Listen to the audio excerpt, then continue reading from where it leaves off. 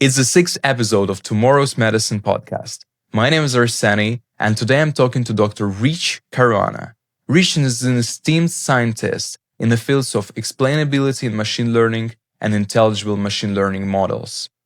He's currently a Chief Science Officer of Intelligible. Intelligible is a startup aiming to bridge the gap between tabular data and large language models.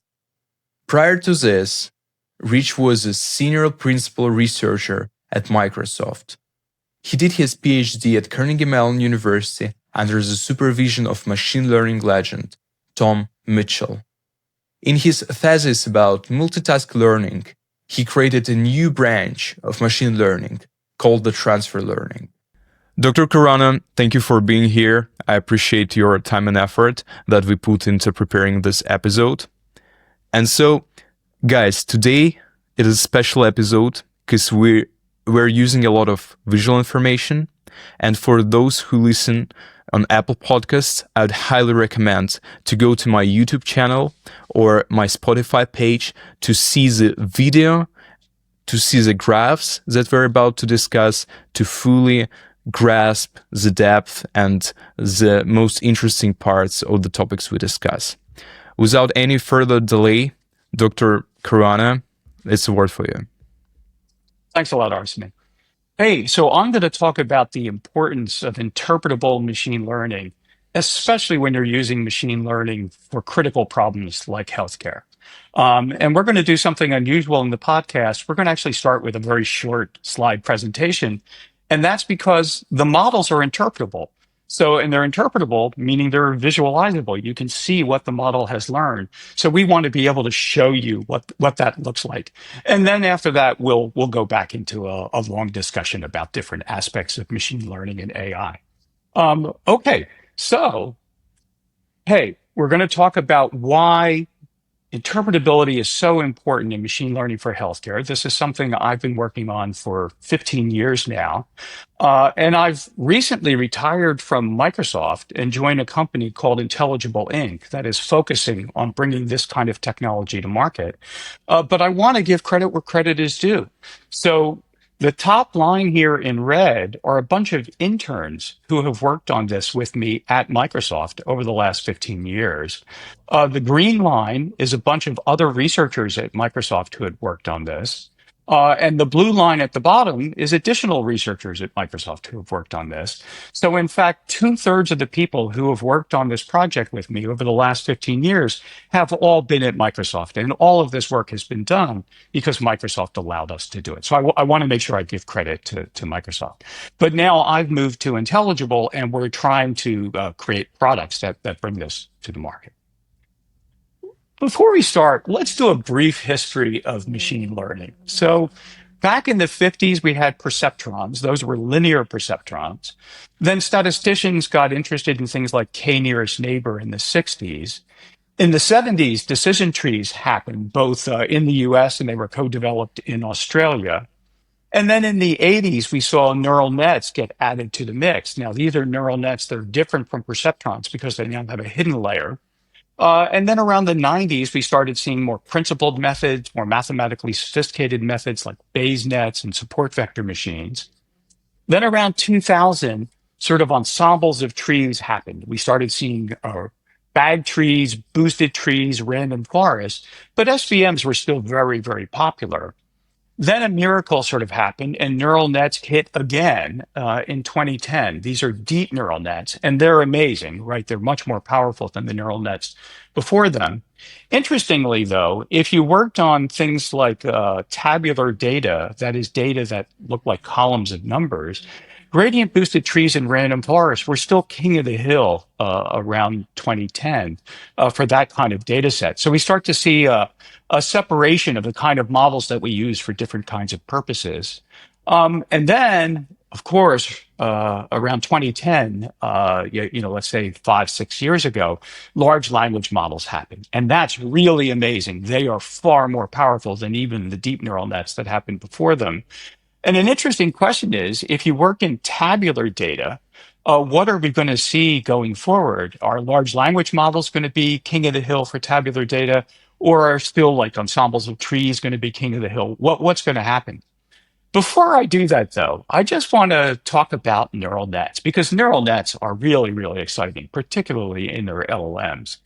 So the first coming of neural nets is these linear perceptrons, which then grew out of favor because it was proved that linear models couldn't do that much. Then the second coming of neural nets happens when neural nets get a nonlinear hidden layer and are trained with backpropagation. So that's an exciting stage of development in neural nets. Then there's a third coming of neural nets. These are the deep neural nets. We all tried, by the way, in the 90s to get neural nets to be deep, but we didn't have the technology to make it work in the 90s. But somehow by around 2008, 2009, suddenly we could get deep nets to work. And that's amazing because suddenly they were far more powerful. And then there's the forthcoming of neural nets, which is these large language models that are now trained on things like the entire internet. So it's really exciting that neural nets sort of keep coming back. And every time they come back, they're more powerful than before. And now perhaps the most exciting thing is that these large language models are definitely here to stay. So there's no doubt that we're going to see large language models in healthcare and in lots of other problems. And now these large language models are not just text.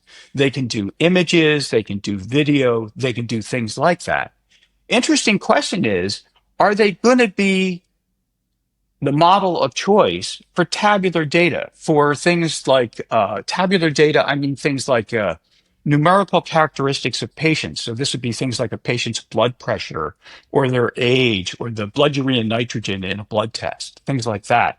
And what we think is going to happen is that glass box machine learning is actually going to become the method of choice, particularly in healthcare, but in a lot of other domains as well going forward. And you might think, boy, that's kind of crazy that glass box machine learning would take over tabular data as opposed to, say, large language models or as opposed to gradient boosted trees and random forests. So let's talk about that. So a lot of people believe that there's an accuracy intelligibility trade-off. That is, the black box models like deep neural nets, boosted trees, and random forests are just inherently more accurate than the glass box methods that you can understand, things like logistic regression or naive Bayes. And the good news is that this is no longer true if you're working on tabular data. In fact, what we're going to talk about today is these EBMs. These are explainable boosting machines. So these are still boosted trees, but they're boosted trees that have been designed in such a careful way that what they learn is interpretable. And I'll show you how that's interpretable. And it turns out that these explainable boosting machines, these EBMs, are just as accurate as deep neural nets and boosted trees, gradient boosted trees, and random forests on tabular data, on data that's numerical. But it turns out they're even more interpretable than things we're used to using, like linear and logistic regression. Okay, let me tell you a little bit more about what these EBMs are. They're a kind of what's known as generalized additive models, which have been around for 30 plus years. So now the simplest additive model is linear regression or logistic regression. Now it's very interpretable because it's very simple, it's linear. Sadly, it's not very accurate on complex data sets, and that's, again, because it's linear. It can't model nonlinearities. And you really have to be careful of these models. Sometimes they'll actually get the sign wrong on some of the coefficients in order to get the sign right on other more important coefficients. So if this coefficient's really important and it wants to get that slope right, it'll actually cheat and get the coefficient sign wrong on some of the other coefficients. So you really can't trust these models. And that means we should stop using them because there are now better models to use. Now, at the other extreme, we've, of course, got black box machine learning. This is deep neural nets, random forests, boosted trees. Hey, they're black box models, so of course they're not very interpretable, but they can be very accurate, and that's because they can learn very complex functions, including nonlinearities. One thing that's important about these models, though, is they're so complicated that they have a tendency to learn spurious effects. That is, if you use Lime or SHAP to open up one of these black boxes, you will often see that some of the effects that these models have learned are not actually true statistics of the data. They've done some overfitting because of their complexity. In the middle, we have, what might be called the Goldilocks models, these generalized additive models of which EBMs, explainable boosting machines, are currently the best ones that are available. Now, these are more interpretable than linear and logistic regression, even though they're in the same family of models. And that's because they can model nonlinearities. So this is an example. Instead of this straight blue line that we have here on the left, here's a blue line learned by an EBM. And notice that low risk is here in the middle, risk goes up a little on the left, and risk rises rapidly on the right, but then it flattens off. And if you think about it, a straight line can't do this. In particular, a straight line can't go up on the left and up on the right. A straight line would be just sort of like the average of this kind of graph. It wouldn't show you all this detail. So the good thing is, because it can model this kind of detail, these EBMs can be much more accurate than linear models. And then the other good thing is, because they can be graphed in this way, it turns out they're extremely interpretable. That is, human experts love looking at these graphs because they see detail that makes them understand what the model has learned, and they will also see detail that makes them confident the model is learning the right thing. Another nice property of these models, because their complexity is restrained to be less than these black boxes, which can learn almost anything inside of them. Because of this, when these models learn something, it's more likely to be a real effect that's in the statistics of the data. So that's comforting, that when these models learn something, it's almost always a real effect in the data. So, okay, a really important thing about those models is that machine learning people didn't invent them. Although we invented the algorithm for EBMs, generalized additive models were invented by Trevor Hastie and Rob Tibshirani, two very famous statisticians down at Stanford, invented by them in the late 80s. So statisticians actually invented this class of generalized additive models, GAMs, and they were very, very popular in statistics in the early 90s. But then machine learning sort of started happening in the mid to late 90s, and machine learning kind of got all of the excitement because it was even more accurate than the early GAMs. Our contribution is going to be to take these GAMs that Trevor Hastie, this was Trevor's PhD thesis, it's going to be to take that method of learning, and what we're going to do is find even better algorithms by using all of the modern machine learning tricks. So we're going to use boosted trees. We're going to use ensembling, all those kinds of things. Okay, let me show you what this looks like. This And is a can I model. interrupt you for a second? Yeah. Go ahead, Arsene. I'm absolutely sorry. I just need to give the people a little overview on this, because at this point, and I understand that many of you who are listening or watching to this podcast, you may be overburned by this ML technicalities and this level of description. So just for you, these generalized additive models is a mix between simple statistical tools. It's not a mix, but it's a mix in a way that it stands in the middle between simple statistical tools like regression and our LLMs. LLMs, as you all know, imagine GPT, imagine Grok, imagine anything you want to. It is the huge models that do accurate decisions based on data, but not correct decisions. About this topic, Rich will talk later, as I know. And for you to understand, these generative additive models are so important to the healthcare data because they help clinicians to understand where certain biases in data are affecting the predictions and affecting the models working. So it is super important in the future of medicine. And at that point, I want to just keep silent and let Rich talk.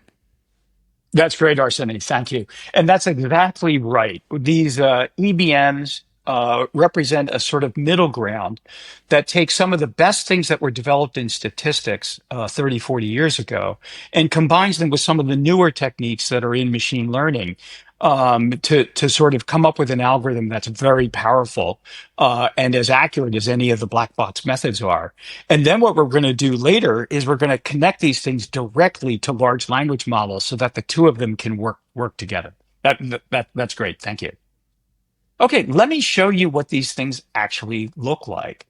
So here's a data set where we're trying to predict which patients are at higher risk from pneumonia. So everyone in this data set has pneumonia, and we're just trying to predict the patients who are very high risk and should be admitted to the hospital versus the lower risk patients who can be treated as outpatients.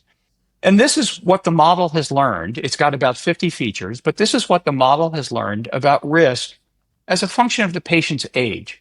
So on the x-axis here, we have the patient's age. And on the bottom, we just have a histogram of the patients that are in our data set. The data set has about 15,000 patients. And you can see most patients are in their 60s, 70s, 80s, and 90s. There are a few patients who are older, out near 100, and a modest number of patients who are in their 20s, 30s, 40s, and 50s. And the top is what the model has learned, the EBM has learned, about risk as a function of age. And this is on a log scale on the vertical axis. So down means a big contribution to low risk, and up means a large contribution to high risk. So the patients at the top here are much higher risk than the patients at the bottom, in part because this is a log scale. And then what you would do with this model is you would have 50 of these graphs because you've got 50 features, and you would go to each graph and you'd find some contribution to risk. For example, suppose the patient is 60 years old, you would see that that adds minus zero point 0.2 to the risk, and you would go to each of the 50 graphs, add this number up, and eventually if the number is very high, it means the patient is in total high risk. And if the number is low and even very negative, it means the patient is low risk. Well, let's look at this graph. The graph is pretty much flat from age 18 to age 50. And basically, the graph is saying, well, it's good to be young. Everybody who's under 50 is sort of equally low risk as far as pneumonia is concerned.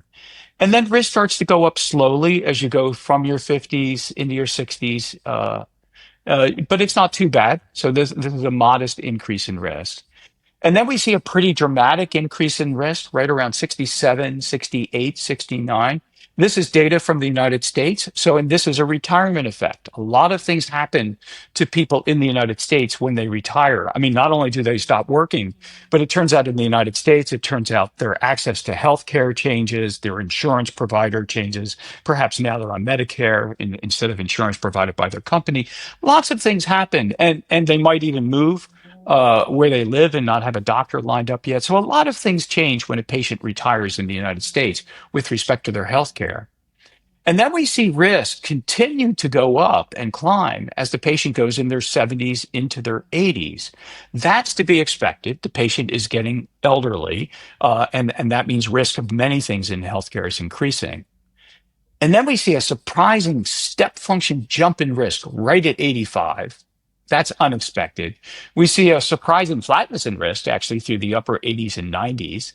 And then we see a surprising drop in risk that happens at 100, 101. This rise in risk at 85, we think what's happening is patients who are older than 85 are considered very elderly, and they're getting less aggressive care because they're so elderly. The average life expectancy in this data set is around 80. So patients over 85 are definitely on the elderly side of being old. And we think what's happening is something like, well, grandpa is 86 years old. Grandpa has a number of comorbidities associated with being this old. And now, because of those comorbidities, grandpa has sadly got pneumonia, and the first rounds of treatment for pneumonia aren't working. Perhaps we should be less aggressive in our care and allow nature to take its course, allow grandpa to pass, because he has these other illnesses and his time is approaching. And 30 years ago, when this data set was collected, that was sometimes considered an appropriate care. And pneumonia was sometimes called the old man's best friend. The idea being that you have the illnesses associated with being elderly, and then you would get pneumonia because of those other illnesses, and then pneumonia would sort of take you out within a few weeks or months, and that maybe that was a good way to end. We no longer think that. In modern data sets, we don't see this jump at 85, but we believe that's effect that we're seeing in the model, and the model is very confident of this jump, is because of a social effect, the way doctors are deciding to give care. We also think this drop in risk, that's very surprising, that's happening at 100 and 101, is a similar social effect that's caused by the way care is being delivered. And what we think is happening here is you've made it to being 100, like you're a centenarian. Maybe your 101st or 102nd birthday is 2 or 3 months away, and you've got pneumonia. Now, pneumonia is a reasonably treatable illness. And if we fight hard enough, we have a reasonable chance, even if you're elderly, of getting you past pneumonia. And we think what's happening is these patients may or may not have other comorbidities that cause the pneumonia. It could be their age alone has caused the pneumonia. And because they're 100, 101, the doctors just don't want to give up on this patient. And they just want to basically go for the record. And maybe the patient wants you to go for the record. They want to get to that 101st birthday. Maybe the children or the grandchildren also want you to go for the record. So we think what we're seeing here, this reduction in risk that happens right at 100, 101, a very round number, right? And a very important a round number in people's age, right? You're a centenarian now. We think that this is because the care is particularly aggressive at this point because you've made it to being a centenarian, you've made it to being 100. So, interesting thing about this, now this model has 50 graphs, so you have to use all of them. We don't have time to look at all of them. We can see amazing detail here, right? Everybody under 50 is low risk, 50, 60 is not too bad. We see a retirement effect in US data. Getting old adds to your risk. We see a round number effect that occurs at 85 as patients are starting to be considered very elderly. And we see an interesting effect at another round number, 100, because doctors just don't want to give up on patients who have made it to being 100. This model, it turns out, is the most accurate model anyone can train on this data. There are other models such as deep neural nets and boosted trees, which are similarly accurate, but none of them are more accurate. And yet with this model, we can see all this detail.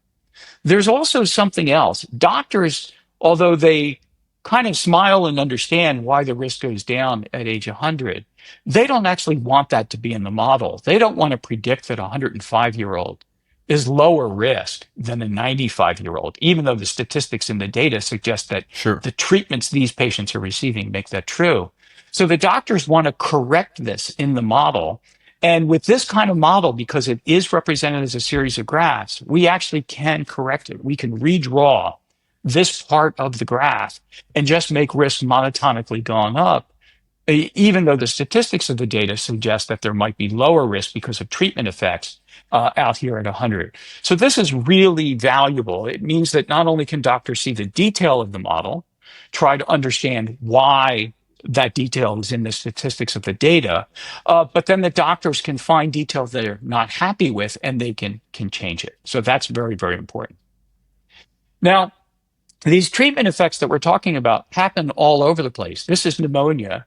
This is your blood urea nitrogen. So this is a blood test that pretty much all of us have happened. And low blood urea nitrogen is low risk. And it is correct that risk starts to climb rapidly as your blood urea nitrogen sort of passes 30, 35, 40. Notice it flattens up right at 50. Then it starts to go up again as your blood urea nitrogen goes up. And then it peaks at 100. So notice it flattens at 50, a very round number, and peaks at 100, another very round number.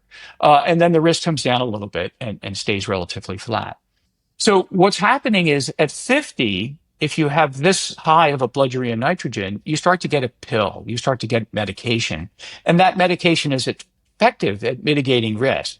So even if your blood urea nitrogen is higher at 60 or 70, the pill is very effective.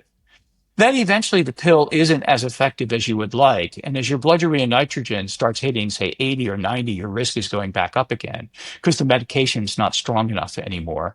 And then notice the risk peaks at 100. That's dialysis. So we start giving the patients who have this high of a BUN, we start giving them dialysis, and that's very effective. And what happens is the patients who are all getting dialysis, say at 110 or 120, are actually surprisingly a little lower risk than the patients, say at 90, who are healthier, who aren't getting dialysis. So it turns out that these treatments are incredibly effective. We can see the benefit of these treatments in the graph. The model has learned amazing detail, and it's even figured out exactly where the treatments have occurred. What's interesting with these sorts of additive models is we can also try to estimate what would happen if we were to change the treatment threshold. So it's kind of a shame that patients who have a BUN of 120 are lower risk than patients at 90 who are healthier. So we can play the game of suppose we move the treatment threshold to say 85 or 90, gave dialysis to patients earlier. And then we can conservatively estimate that the new treatment graph would look actually probably lower than this red line. We have reasons for being able to think that this is a conservative redraw of what the graph probably would look like if we change the treatment threshold from 100 to 85. And now the area between this new red line, if we were able to achieve that by changing the treatment threshold, and the original line is lives saved. So this is reduced mortality risk. And in the United States, we estimate that we would save something like 2,500 to 5,000 lives per year. And Wow. worldwide, we would save more than 50,000 lives just by making this change in this treatment of when we apply dialysis to patients. Now, there are other And it's only, considerations in sorry, and dialysis. it's only, Go ahead, yeah, Arsene. and it is Yeah. only from one graph. So only from one test related to pneumonia risk, we can save more than 50,000 people worldwide. Just, I want everybody to think about other 50 graphs that Rich talked about that we have no time to look at, and imagine how much inference and how much surprises we can extract from this, as it seemed, uncorrelated medical data. Thanks, Arsene. And this is absolutely true. So just this one blood test, blood urea nitrogen, and just one treatment, dialysis, if we thought it was appropriate to change the treatment threshold. Now, there are lots of things that go into deciding whether it's appropriate and when it's appropriate to give a treatment. There's the cost of the treatment. There's the comfort and discomfort of the treatment. There's the other risks associated with treatment, which here perhaps are not mortality risks that show up in the short term, but maybe a treatment, for example, chemotherapy and radiation therapy in cancer have long-term risks associated with them that wouldn't show up in this graph. So it's important that clinicians would be the ones who would look at this sort of graph, decide whether it was appropriate to change the treatment threshold, what other risks and costs that might or might not incur. So we would never suggest that from one data set and one graph that you should sort of change healthcare Yeah. worldwide. But definitely, immediately when the clinicians saw this, they started wondering, oh, this is interesting. I wonder if we should consider changing this treatment threshold. And instead of round numbers, like what are the odds 50 and 100 happen to be the right places to be deciding to give care? Doctors are just using round numbers like everybody else. So they started wondering, well, maybe a round number of 85 or 90 would be more appropriate. And then also you start to think about, oh, maybe we have to do a randomized clinical trial in the future, do research in order to investigate whether this is an efficacious change or whether it's a change that isn't warranted for other reasons. So this sort of graph immediately raised all sorts of really interesting questions in the clinicians' minds, and they immediately wanted to do additional studies to follow up on this sorts of thing. And we do see this sort of thing in other graphs. So I'll show you, this graph says if our interpretation is right, if this data set generalizes to the world population, and if it would be appropriate to change this treatment threshold to 85 or 90 for dialysis, that's a big if, by the way, then we would be able to save perhaps 50,000 or more lives worldwide, but only if all of those things are true. Let me show you, though, that this sort of peak, most things, as you get worse on something, your risk just continues to go up. It doesn't go up, flatten off, then go up and then peak and then come back down. Let me show you that this is really common. This is the pneumonia data set. This is your systolic blood pressure. That's the higher of your two blood pressure numbers. You might be 120, 130. Notice there are interesting jumps in this graph. And notice it jumps here and then it comes down a little bit. That's because most of the patients are starting to get treatment. But then it starts to go up It peaks, and I was really surprised. It peaks not at 175, but it peaks at 180. That struck me as weird because 175 is a rounder number. Then it comes down, then it goes up around 200 and it comes down, then it goes up around 225 and comes down. This is not the case that as your blood pressure were to keep getting higher, your risk would go up and then your risk would get lower and then your risk would go up and then it would get lower. This is not true at all biologically. What's happening is once you hit like 200, the doctor is thinking, wow, your blood pressure is over 200. We have to treat it. They're going to treat it very aggressively. And because you've heard that your blood pressure is over 200, you're much more likely to obey the regimen of treatment that the doctor gives you, like reducing salt, exercise, and things like that, in addition to the medication that they're going to give you. Okay, so that explains why we get these jumps at round numbers. Now the question is, why do we get a jump right here at 180 as opposed to 175? Because I thought it should be at 175. It turns out, a doctor explained to me, the definition of hypertensive urgency is systolic blood pressure above 180, not above 175. So that's why we're seeing a peak right here at 180. It's because if you're at 175, you're below hypertensive urgency. You're probably not going to get certain kinds of treatments. But if you're at 185, you're past 180, you're now in, by definition, you're hypertensively urgent and you're likely to get a more aggressive treatment. So that's why we see this round number peak happen at 180 as opposed to 175. And this model is accurate enough to learn this sort of detail and even effectively learn what the definition of hypertensive urgency is in this data set. Let me now go to a different data set. We're going to talk, instead of pneumonia, now we're going to talk about maternal risk during delivery. And this is risk to both the mother during delivery. And it turns out what's risky for the mother can also be risky for the baby that's being born. And this is a model that's trained on risk data. So we have outcomes that have happened to the mother. This would be things like the mother has had a hemorrhage, has needed a blood transfusion, has needed a surgery afterwards, possibly has even needed a hysterectomy. And in very, very rare cases, perhaps the mother has died. And the model, if you were to ask doctors, the doctors would say, well, mother is at risk during labor if the mother has hypertension, that is high blood pressure. And that could be high blood pressure that's preeclampsia, or it could be they had high blood pressure even before they got pregnant. They're also at high risk if they have high body mass index, or if they have any of a number of conditions like that. Those are the things a doctor will typically explain as being the highest risk. When we train our model, it agrees, by the way, that those are very important risk factors, but it says the two most important risk factors are these. It turns out the weight of the baby at the time the baby is going to be born is the most important risk factor. Remember, this is a log scale. So going from 1 to 2 is a trebling, it turns out, of risk. That's an amazing increase in risk. So as the baby gets bigger, the risk to the mother and it turns out to the baby increases dramatically. And that just makes sense, right? The larger the baby that has to come through the birth canal, the more stress that is put on both the mother and the baby in the process of delivery. The second most important risk factor, surprisingly, is the height of the mother.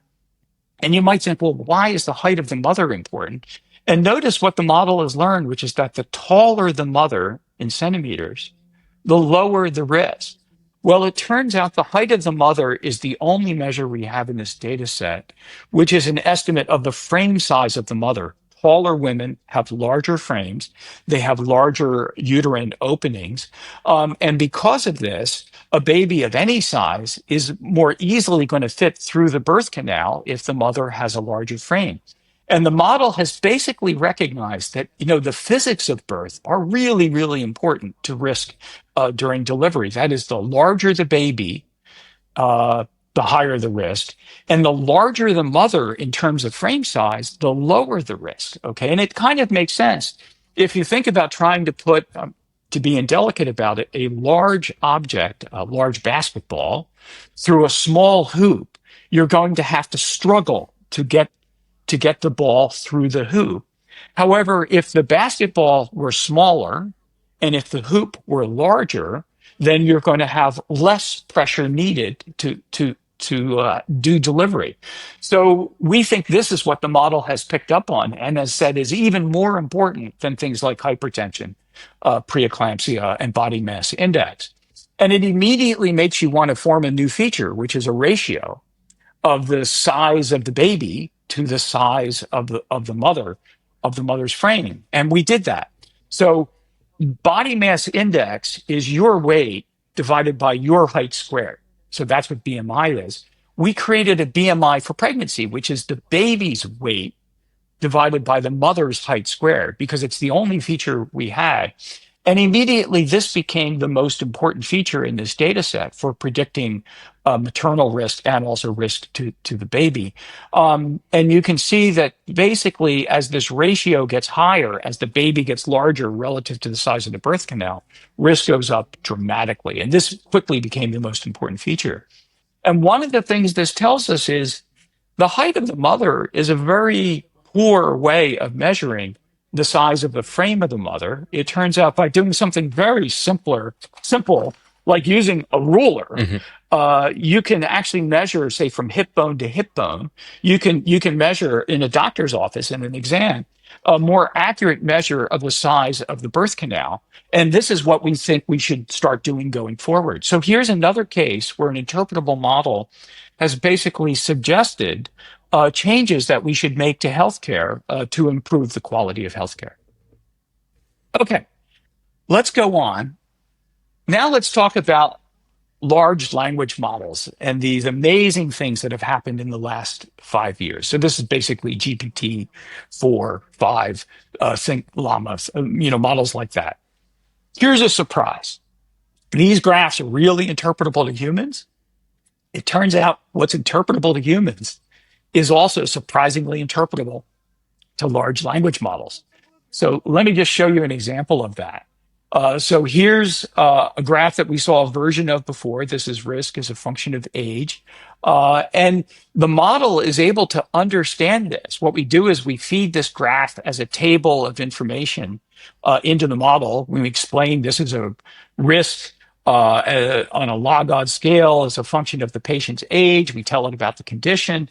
And then we can ask the model to summarize it. Does risk increase monotonically with age? And it can say, yes, the graph looks monotonic.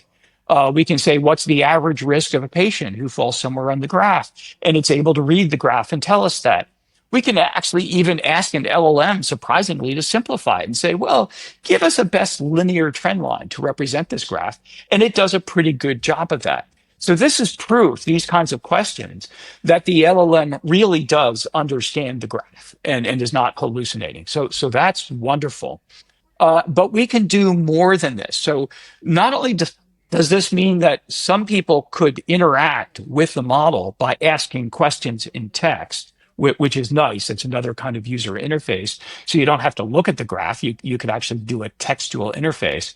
But now we can do other things, like we can ask the LLM, do you see any surprises in the graphs? And sure enough, we can do that. So this is risk as a function of the patient's blood creatinine. That's another blood test almost all of us have had. And I want you to look at the graph first. And notice the graph kind of peaks around 3.5, comes down, then it peaks at 5, and then comes down. This is what the LLM says. The graph for creatinine shows a surprising decrease in risk in predicted log odds as creatinine levels increase above 5. And then again, another surprise here at 10. And it's counterintuitive because higher creatinine levels usually indicate worse health outcomes. The LLM is absolutely right. It turns out the healthy region for creatinine is 0 to 2, 0 to 3. And the reason why the graph peaks at 3.5 is because they start to give a medication at 3.5. And the reason why it then peaks at 5 is because they start to give dialysis at 5, just like we saw with blood urea nitrogen. And those treatments are very effective, which is why the graph peaks and then risk goes down and then it goes back up, because that treatment, the medication wasn't strong enough and dialysis even more powerful. And here's the cool thing is that now we can actually have an LLM look at the model even before any humans have looked at the model And if we give an LLM that knows healthcare enough detail about the model and the graphs, it can help us find surprises in these graphs, and it can focus our attention. And this is very important because some data sets have hundreds of features. And to get clinicians to look at hundreds of features, clinicians are expensive, their time is very valuable, and it takes a long time to look at hundreds of graphs. So if the LLM can kind of pre-process the graphs and find the most important surprises, then we can have the clinicians focus on those, which is great. And here, the LLM is even giving the clinicians a hint of what it thinks is surprising. So we did a study 2 years ago which we call jokingly four doctors and a large language model walk into a bar. Sorry if that's not a funny joke in the EU, but it's a funny joke in the United States. So there's lots of jokes which are, bishop and a rabbi walk into a bar, things like that. So this is four doctors and a large language model walk into a bar. And what we did was we got four doctors who didn't know that the fifth doctor was actually a large language model. We had them look at 50 of these graphs for a data set, and we had them find surprises in the graphs. And we also had the large language model find surprises, just like what we did on that previous slide. And then we compared the results of the doctors to the large language model. And this is using GPT-4, which is not as good as the newer ones. And we found that the GPT finds more surprises. Some of them are spurious. It finds more surprises than the doctors. But there's a lot of overlap. Almost all surprises found by the doctors were found by the LLM model. So that's great. We found there was a lot of agreement. That is, doctors agreed with themselves. When we asked them a month later to review things, they agreed with themselves a lot. And they agreed with other clinicians a lot. So this is the inter-doctor agreement. And they tended to agree a lot with GPT. But you notice the agreement is less. One of the reasons the agreement is less is because the GPT is overproducing surprises. So they don't agree with some of the excess surprises that the GPT has found. And that's something that we can now work on, especially using better large language models. And then when we asked them to look at the explanations, the doctors again tended to agree with their own explanations. They tended to agree with the explanations from the other doctors. And again, because of the spurious overproduction, they didn't agree with the explanations for all of the things that the large language model found. But they tended to agree a lot with the explanations that came for the surprises that they also agreed were surprising. And what's interesting is that those results, which are 2 years old, and if you're into large language models, you know that 2 years old is like ancient history. It turns out those results suggested that GPT-4 was already good enough to start acting as a useful safety net to focus our attention. And now with newer models, we're getting even better results. It's hard, though, to redo the study, and that's because we have to get multiple clinicians to do a lot of work. It takes clinicians actually a day or two to do the work we're asking. So this is a hard study for us to replicate. So we only do this kind of work occasionally. The most important thing, though, that I want you to take home from all the graphs we've looked at, and from the surprises that we see in these graphs, this is perhaps the single most important take-home message of what we're learning from our interpretable models, is that accuracy is not the same as correctness. And almost always we want our model to be correct. And why do I say accuracy is not equal to correctness? Well, usually our test set looks just like our training set. Like, it's true in our test set that the patients over 100 are probably getting extra aggressive care too. And the patients in our test set are also getting dialysis when their blood urea nitrogen hits 100 or when their creatinine hits 5. So that means the risk profiles we see for the test data are very similar to the risk profiles that the model has learned from the training data. And the model is rewarded with high accuracy by predicting on the test set things that it learned from the training set because those data sets look so similar. But correctness is different. Correctness, depending on how we're going to use the model, might want the model to predict that no, risk keeps going up as your creatinine gets higher. It keeps going up as your age goes higher. It keeps going up as your blood urea nitrogen goes higher. And it is not the case that risk actually comes down. In fact, if you think about it, A model that thinks that high creatinine is good for you might think that the treatment you should give the patient is to drive their creatinine high or to drive their blood pressure just over 200 to 205, because that would be a good thing. And we don't want a model that might ultimately be affecting the interventions we do in healthcare to think that patients are low risk for the wrong reason. We want correctness, and that's critical. So I'm going to stop there. That took a while, but hopefully that's an interesting introduction to how these interpretable models can help us guide healthcare towards better treatment and outcomes in the future.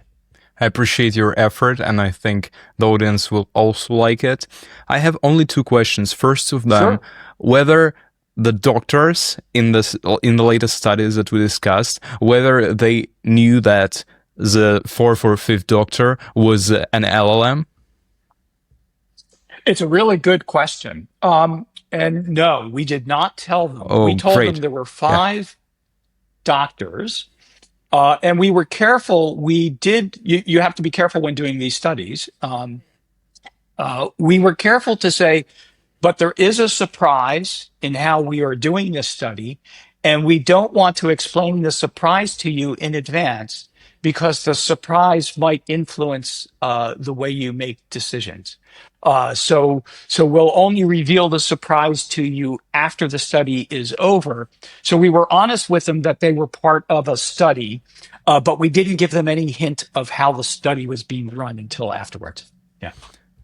That's great. That's exactly the way I thought it should be done in my brain, and I'm glad that you did it in the same way. And the second question is, how do you think, what is the field that will first adopt this kind of interpretability and interpretable ML? What changes are the first to come in the medicine related to the technology you're discovering? That's a really interesting question. So now these EBMs that we started talking about are specifically designed for tables of numbers and patient characteristics like a gender, male, female, or insurance type in the United States, or things like that. So tabular data.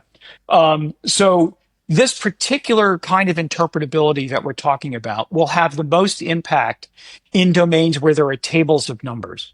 So, for example, it will not have impact directly in reading radiology, in reading X-rays, CAT scans, and things like that. Although we are working with a group who likes to derive features from their X-rays, CT scans, and MRIs. And then they do, because those features are now numerical, they do actually feed those features into a tabular explainable model here to try to learn thresholds for treatments that they want to give.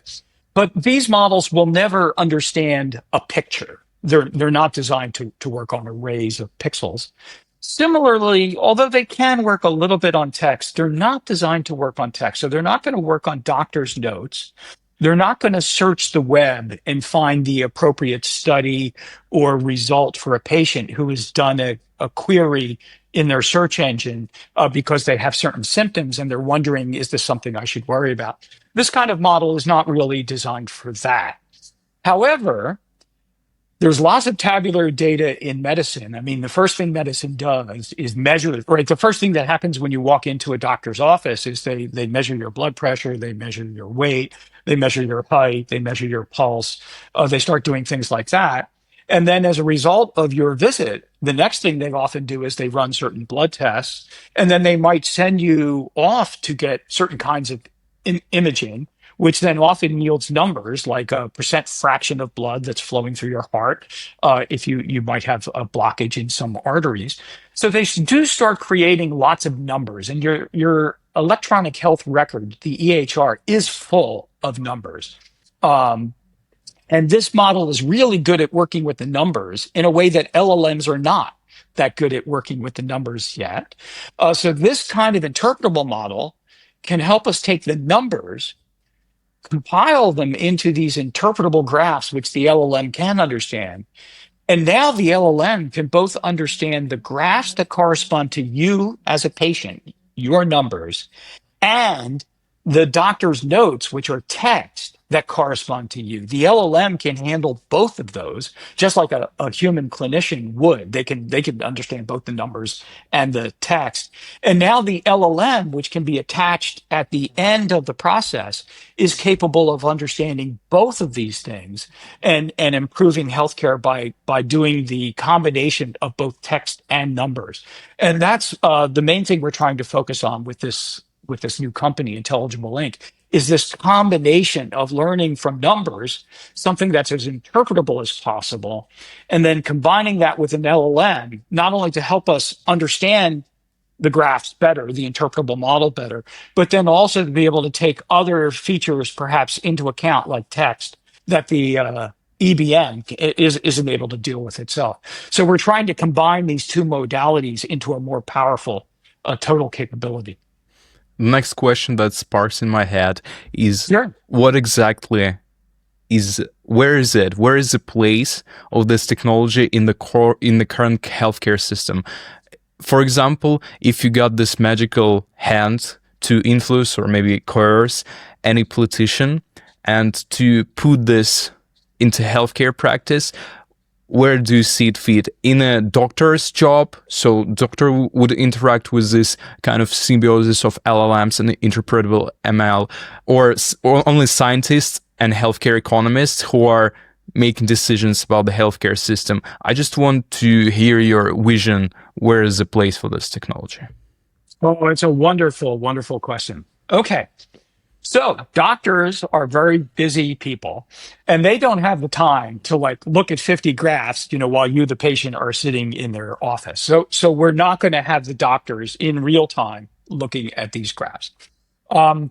We might, however, have a prediction from the model available to the doctor, like the model predicts your risk of readmission to the hospital, or your risk of cardiac failure, or your risk of mortality, in the worst case, is high, low, or medium.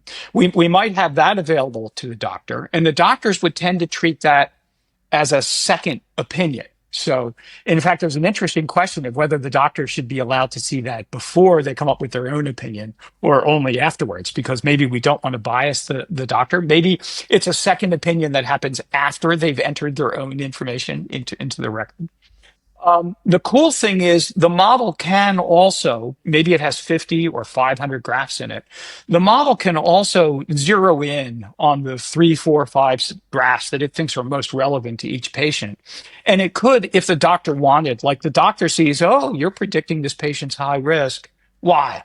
And the doctor could click on that, and then it would bring up just a few graphs that look highest risk. Now with the LLMs, it actually could, if we're successful, it actually could just explain, like, oh, what we are seeing on the creatinine graph is the following, and that suggests that this patient is actually high risk despite the treatment. So the doctor could get a very terse explanation, but only if they ask for it. Okay, so you mentioned scientists and economists. Our first use of interpretability is definitely, lots of doctors want to collect data and train models on the data and see what's in the data. So our first use of this interpretable model, after we train it on the data, is for research clinicians who are willing to spend the time before they're looking at any one patient to look at the model, see what it learned from their data. Maybe they're doing a clinical trial, a study of some sort. This is great kind of model to use if you're doing a study. So if you're a science research doctor, it's also great if you're an economist in healthcare, because we can often show that a threshold is actually slightly suboptimal, and we could improve healthcare. And by improving healthcare, if you really have the numbers for it, that's often economically viable to do that. That is, if you really can dramatically improve healthcare by making a change in the way you deliver healthcare, often you can cut the costs dramatically of healthcare by actually intervening more appropriately. So economists are interested in this. In fact, in the U.S., we've had people at the federal level ask us, should we sort of require that we use these interpretable models wherever possible, so that we're making proper data-based decisions about how to adjust healthcare. And we think it's an important part of the puzzle, but we wouldn't say that everything should be based on this alone. So our first use of the interpretable model is to sort of just understand what's in the data, understand how healthcare is currently being delivered, look for surprises. The LLM helps us with those surprises. And then we can decide, is the model safe to deploy? Or, as is often the case, the research doctors find a few changes they need to make to the graphs before they deploy them to make them safer. And then we deploy the edited model, and now we believe it's making safer predictions. And then those predictions can be used clinically, either in a screening way before you ever get to a doctor's office, or as a second opinion after you've been at a doctor's office to make sure that there's a safety net. One thing that's important is these models are comparable in accuracy to black box models. They're not more accurate. They're not less accurate. They're similar in accuracy. And what that means is the black box models have learned very similar things inside of them as well. Like the black box models have learned that being over 100 lowers risk of pneumonia, that being over 100 on blood urea nitrogen reduces risk, creatinine over 5 is lower risk. Those black box models have learned very similar things. You just can't see it in those models. You don't know they've learned it. And they're getting rewarded with high accuracy for predicting these things for reasons I already explained. With these sorts of models, you can actually see these things and you can make a decision about whether you need to edit the model. And so deploying a black box model is kind of scary because you now know that the models, maybe 10% of what they've learned is questionable and probably should be corrected, but you're going to deploy it anyway just because the accuracy looks high. And now with the glass box models, you can see what the models have learned. And because you can edit the models, the doctors can repair them and be more comfortable with how they're deployed. There are probably now, 100 plus papers written in healthcare alone that use these models. The models are also used in other fields of science and insurance industry and economics, so credit lending and things like that. They're actually very, very popular in the credit lending and insurance companies because those businesses have been prevented from using black box models for ethical, legal reasons.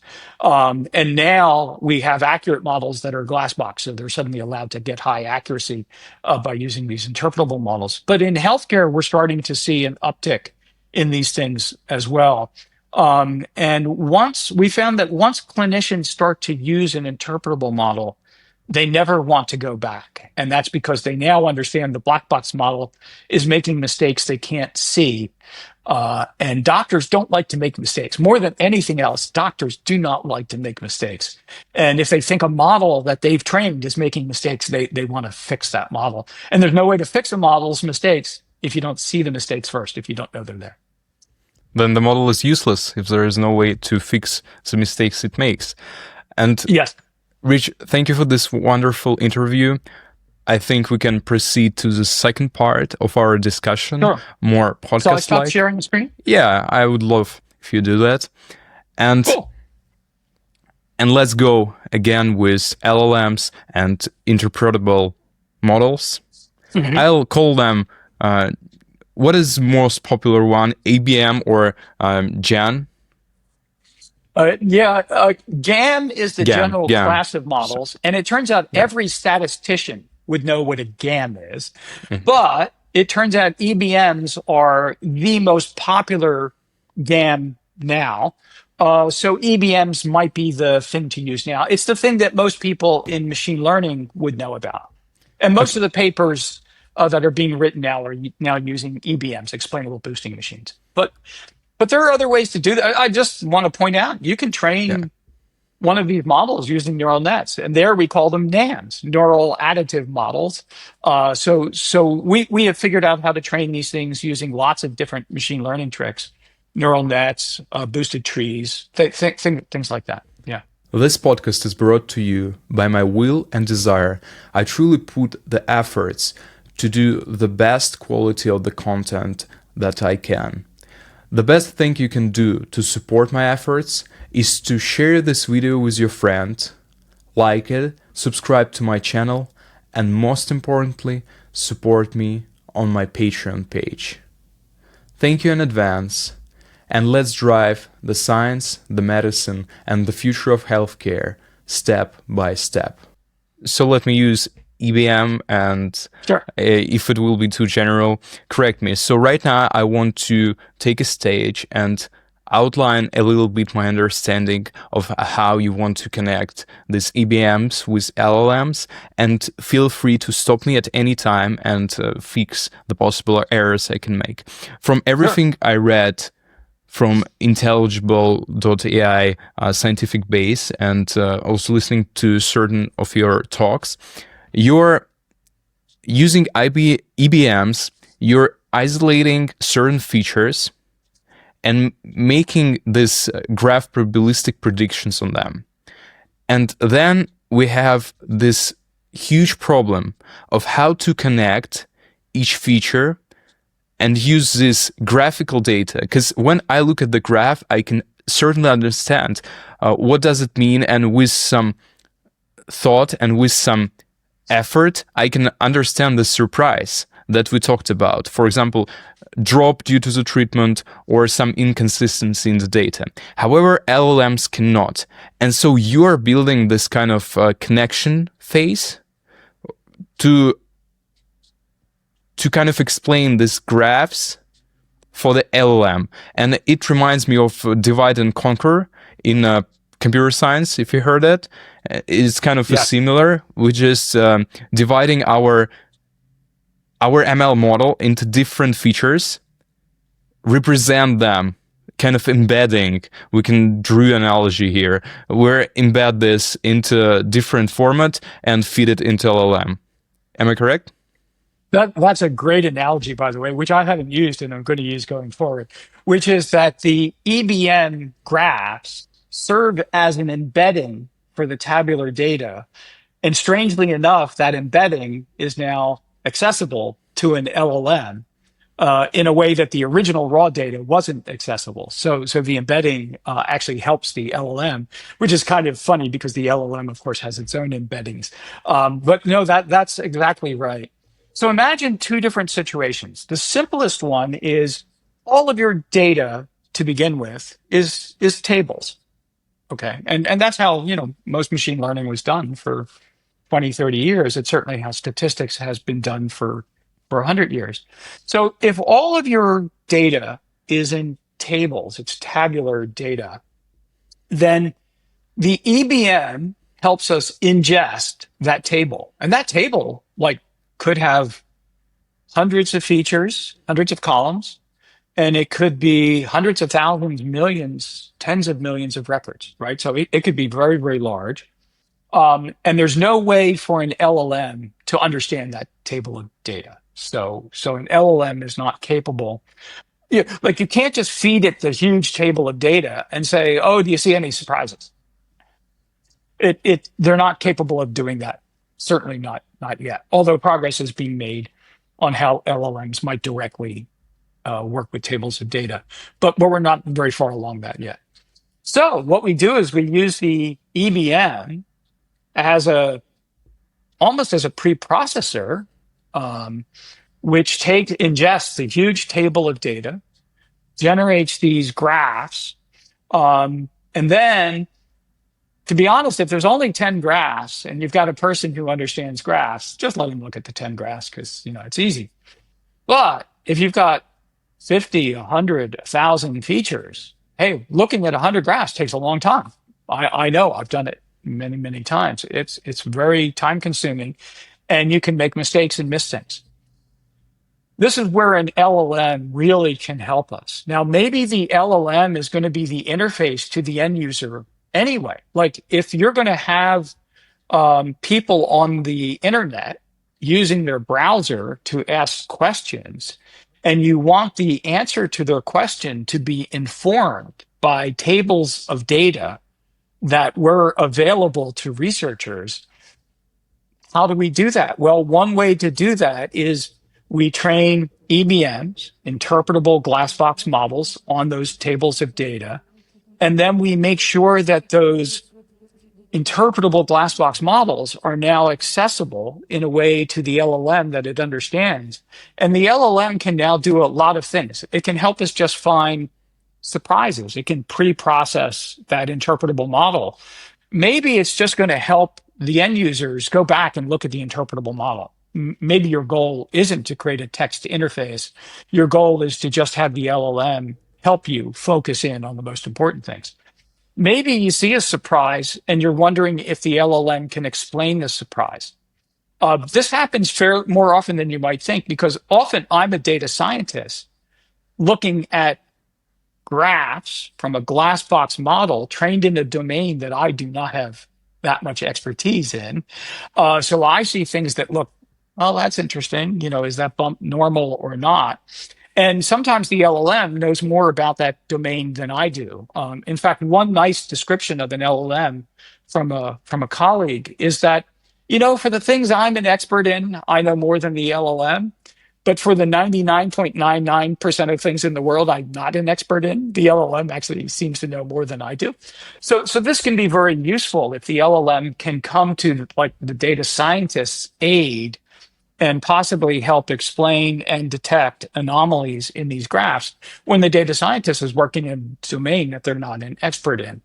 And then it can serve, if you want, also as an interface. That is, there are some end users who would prefer not to look at graphs. Or if they're looking at the graph, they'd like to have a text summary of the graph next to the graph. That is, they want the multimodal description of the phenomena, of what's learned from the data, sitting side by side. And they want to be able to ask questions by graphs. They don't want to have to use a cursor and try to do things. We can even imagine, for example, Google has just released photo editing software, or is about to release photo editing software, where you can say things to edit your photos, like increase the contrast, remove the truck that's in the back of the image, things like that. Get rid of the telephone poles, whatever. You could also imagine in the future that we would be able to do some of this editing of the graph. Like, we want risk to go up monotonically, increasing after age 90 in that pneumonia graph. You might imagine that a person, instead of having to use a manual editor that we've already created, could actually talk to it and just say, we would like risk to go up monotonically above age 90, use a straight line, make the slope be 0.5. Oh, that looks too steep. Make the slope be 0.4. Still too steep, 0.3. Oh, that looks good. Stop. So you could imagine that these LLMs could help us not only pre-process the graphs, provide a parallel explanation of the graphs, could act as a queryable interface to the graphs, could give doctors summaries of why it thinks a patient is high risk without the doctor ever having to look at a graph, and might even be part of the interface that helps a doctor edit the graphs. Okay, now that's the simple case where all of your data originated as a table of numbers. There's now another universe where some of your data is tables of numbers and some of your data is text, let's say, or images. Now that LLMs are getting good at understanding images, now you can imagine the EBM helps process the tabular data, does what you said. I really like your way of framing it. Creates an embedding for the tabular data, an embedding that is interpretable to the LLM. And then the LLM, because LLMs are amazing, can understand things like the text that's in the doctor's notes, can understand perhaps the radiologic image that came from an X-ray or from a CT scan, can maybe now reason about both the embedding created for the tabular patient record plus the information that's contained in the other modalities of the patient record that's not tabular. And now the LLM might be able to sort of reason about both of these together. All of the original things would still apply that apply to only the tabular setting, but now they would apply to both tabular plus additional modalities. And yeah. So that's the kind of vision of the future. Um, and if LLMs could ingest a table of 1 billion numbers and make sense of it right now and explain to you what the surprises were, well, maybe we wouldn't need EBMs anymore. But it turns out I'll that's a trade hard stock. I'll trade stock in this that's a hard sense. thing for LLMs to do. So we're working on this. And I love your suggestion that it's like creating an embedding for the tabular data. Yep, thanks. And as I understand, this is exactly the work you do at Intelligible. Should we call it just Intelligible or Intelligible.ai? Okay. Intelligible.ai is sort of our official web presence. Intelligible Inc. is the name of the company, Inc. meaning incorporated in the United Incorporated, I States. see. Um, Can you it tell is a more? new it's a new company. And some of the people involved, like if that first slide that had the list of all the people who had worked on it, and that first line was a bunch of interns, graduate students who worked. Well, it turns out the company was started by one of those students. That student graduated, then went on to do a postdoc at MIT for a few years, and is now a professor at Madison in Wisconsin. So that student created the company, and they created the company to sort of take things that we had worked on and to carry them into the future, to push them into what we think is possible and will be important. And our first focus is going to be in healthcare. So Intelligible Incorporated doesn't specifically say that it has to be healthcare, but we think healthcare is perhaps the first and largest domain that needs this capability. So that's the one we're focusing on. Also, it's one we have a lot of experience with, and to be honest, we're just strong believers in how important modern machine learning, modern statistics, and now modern AI are to this domain, to improving the quality of healthcare and even improving the economics of healthcare. So we're just strong believers, I guess, in the importance of this technology in healthcare. So it's always more fun to do all of your development in service of something that you're a very strong believer in, and that you think, will save lives ultimately. And also, starting a company helps to put it into concrete object, and it's easier for governments, for certain agencies to interact with it, and it is kind of a club for pushing the interest and for pushing this technology. And I do understand why you joined, because it's relative to a field, and I can see in your eyes that you're hugely inspired by the technologies you're doing it. So your role as a chief science officer is Right. to oversee the scientific side of it, and scientific side of providing this bridge that we were talking about between tabular data and insights that we can get from it using the LLMs and stuff. That's exactly right. So, and there are definitely things you can do as a company, even a small new company, that are harder to do as researchers, and vice versa. 100%. So, so that's part of the reason for forming the company. I mean, we've been publishing papers in this area. I've personally been working in machine learning for healthcare for a long, long time, since my PhD work at Carnegie Mellon in the 90s.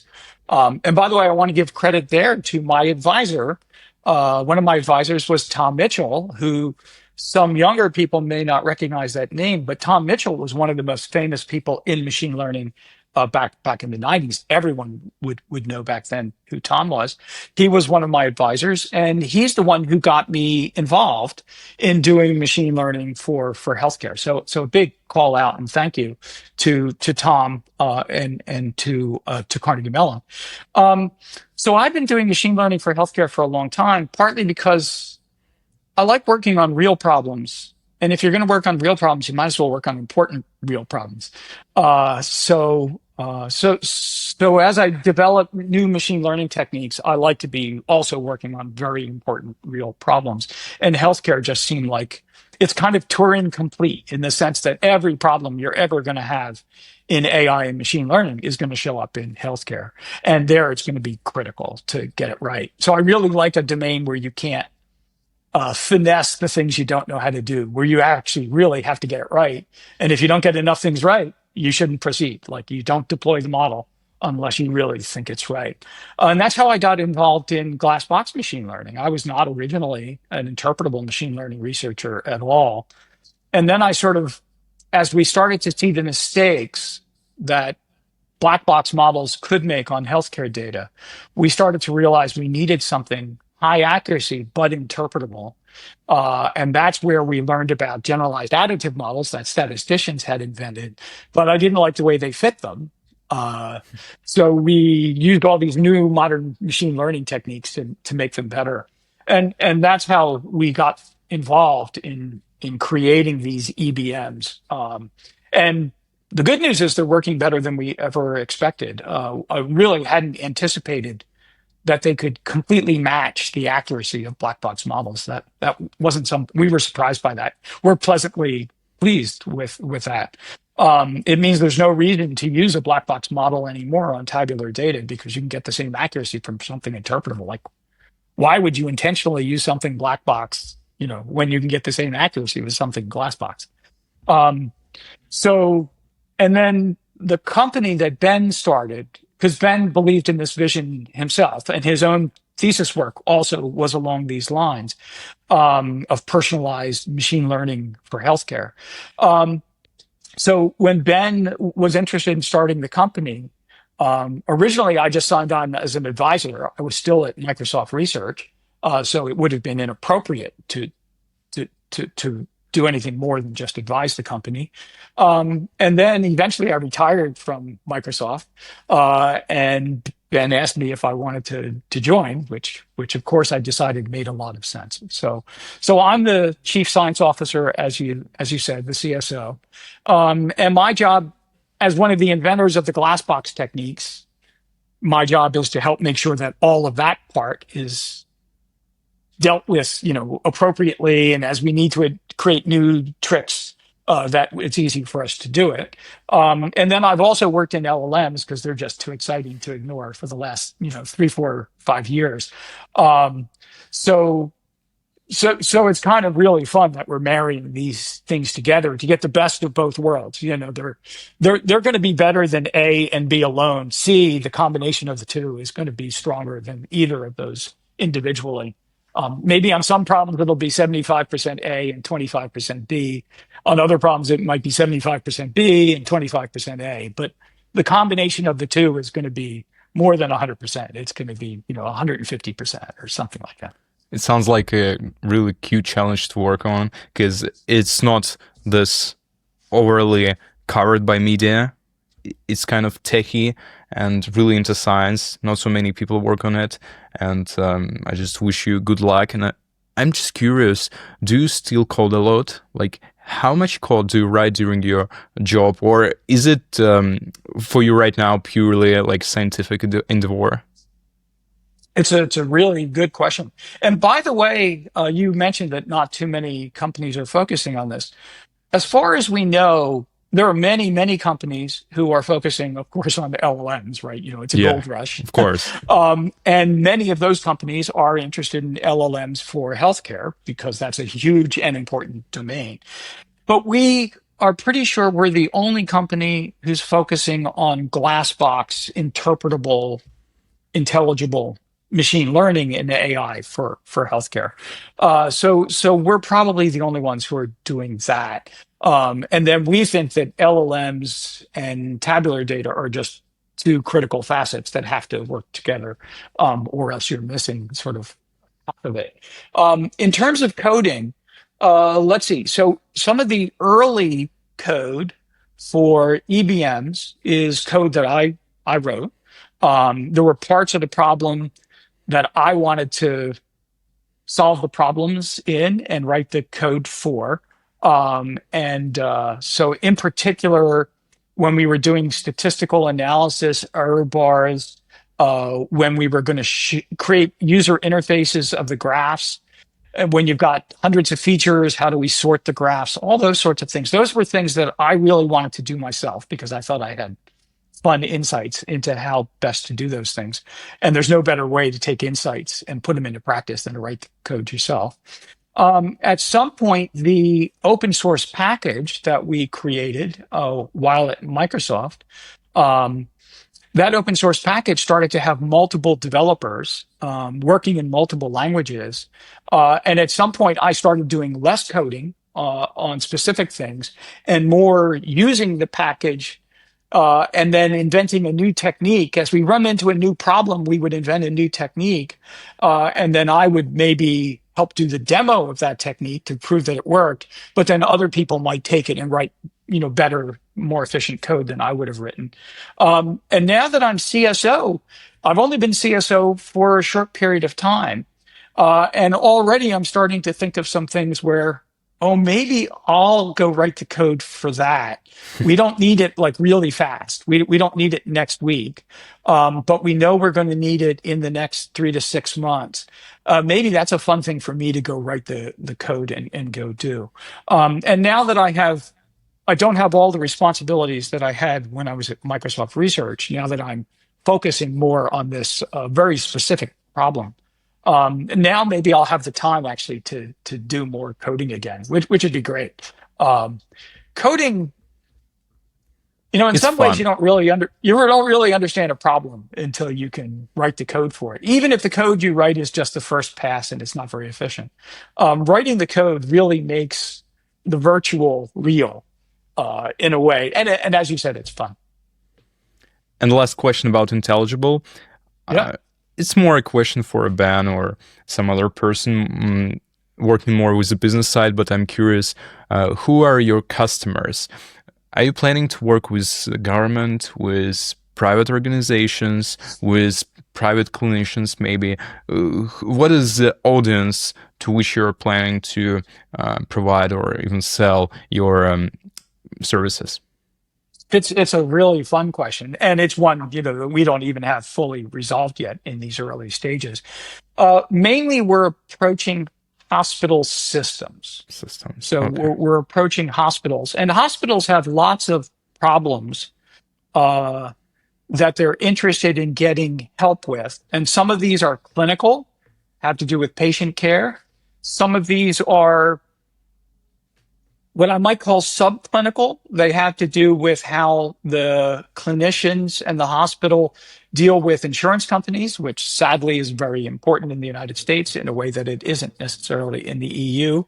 And some of it has to do with even things like scheduling the emergency room. It turns out there's a whole part of hospital operations called utilization in the United States. And it turns out having efficient utilization is critical to not only better patient care, but it's also critical to more efficient running of the hospital. So it turns out being able to properly estimate how long each individual patient might be in an operating room based on not only the procedure that you're going to do to the patient, but the characteristics of the patient, right? There's a difference between doing a procedure on a patient who's male or female, a patient who's young, middle-aged, or old, a patient who is very thin, which can make things harder, who is middleweight or very heavy, which can also make things harder. So there's a difference in the time it takes to do those procedures. And an operating room is a very important scheduled thing. It's like scheduling gates at an airport. That's also very important scheduling at an airport, is the runways and the gates. So there are many things at a hospital, including 30-day readmission, is very important. And one of the reasons I like 30-day readmission is what's good for reducing 30-day readmission is not only good for the hospital, it's usually also good for billing, but it's also usually good for the patient. Like I like it when all these things line up. So that's what's good for the patient is also good for the hospital. So we're interested initially in all of those kinds of customers. However, if we're talking with someone right now who is applying for a grant with the Veterans Administration, which is a government agency in the United States that provides a tremendous amount of health care for veterans, so the VA. And there's a chance that we'll be involved with them in pushing that work forward. And in that case, we're now talking to a government agency as part of the process. And then in other cases, there are clinical trials that are so large that having someone like us involved in the analysis of the clinical trial data would make sense also. And that's because there's a requirement when you're doing a clinical trial, maybe you're comparing two different treatments. As early as possible, if the statistics sort of strongly suggest treatment A is better than B or vice versa, as early as possible, if you know that, you're actually supposed to stop doing the clinical trial and start giving the preferred treatment to the patients. You don't keep experimenting on patients when you actually think you know the answer.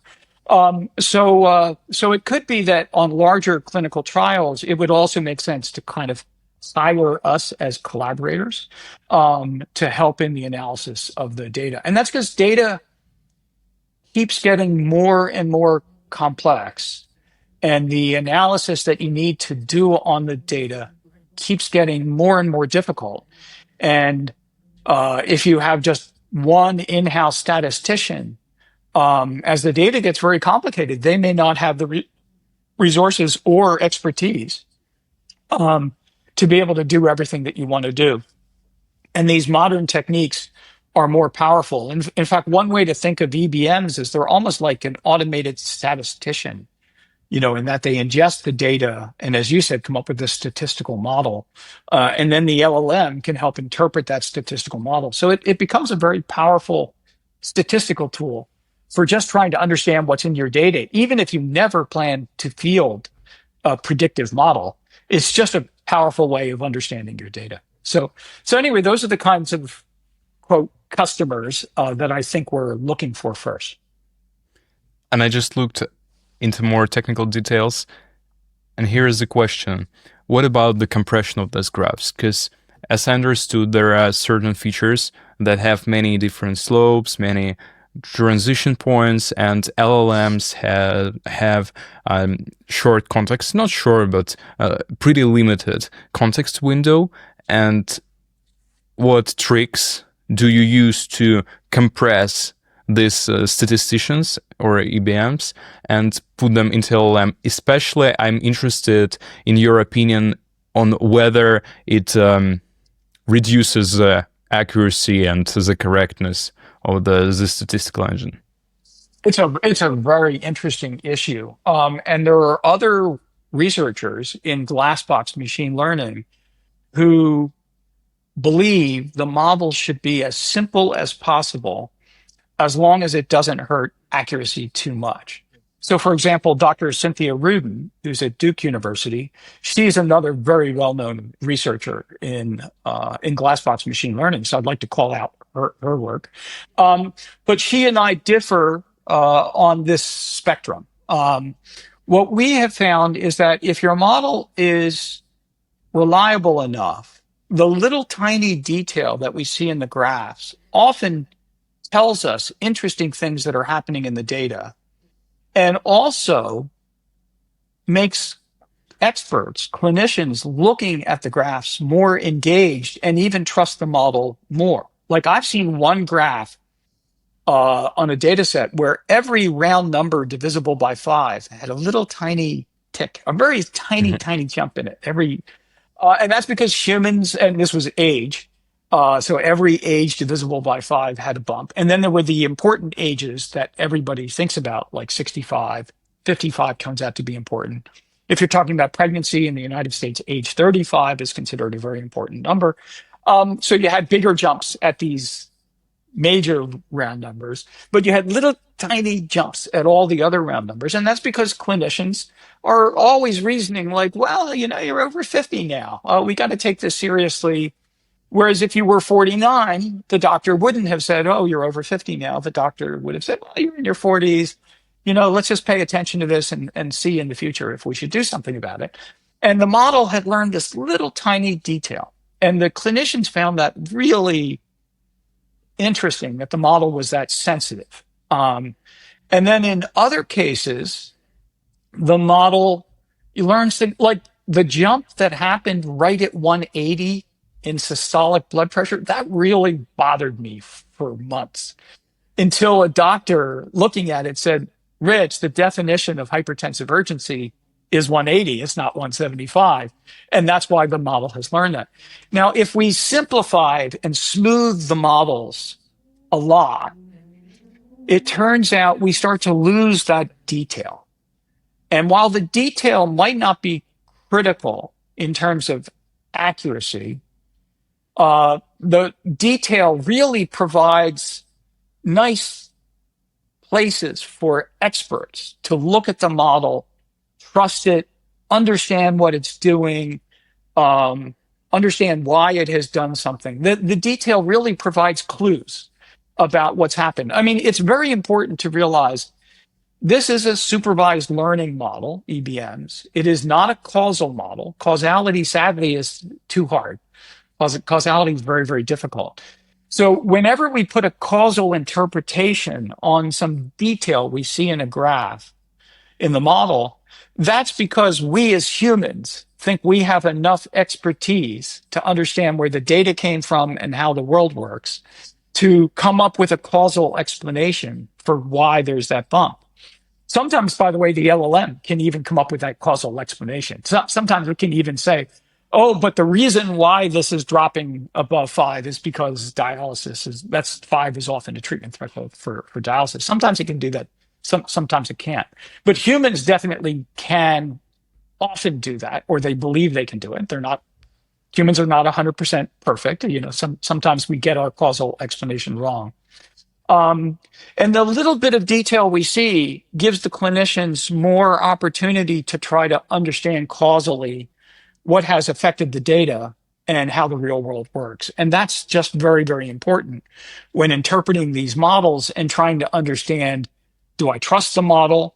Do I trust it? Even before you trust the model, you want to trust the data. Like data, it's amazing how often the model tells us that the data is messed up. And we actually have to go back and redo something for the data because the model has summarized the data in a way that we now realize, oh, the data has a problem we need to fix. So, and I hate to lose detail. So I like to see all that kind of detail. Certain kinds of detail, like if error bars are large and we're seeing lots of little jumps and things like that. Well, if the error bars are large and there's lots of little jumps, the little jumps don't mean anything. Probably, right? Because the error bars are large. And in those cases, we can imagine simplifying those parts of the graph. But I like especially the first pass to always be as detailed as possible. And it's amazing the stories we sometimes figure out for these details. It's so much fun to actually be able to fully see the statistics that are in your data for the first time. Yeah. It is always fun to uncover these hidden insights that were always there, but nobody looked at them. It's how it works. It's like being Sherlock Holmes. Yeah, and you've got this powerful new magnifying lens, so you can really look at the crime scene and figure out the detail. It's wonderful. Yeah.